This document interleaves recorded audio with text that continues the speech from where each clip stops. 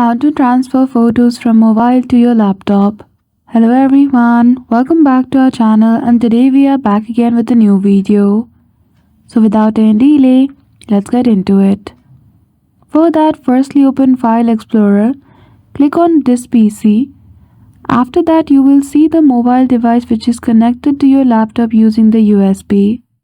Simply double click on it, click on Internal Storage, and there simply copy the folders where the photos are located in your mobile. In my mobile, the photos are located in DCIM and Pictures folder.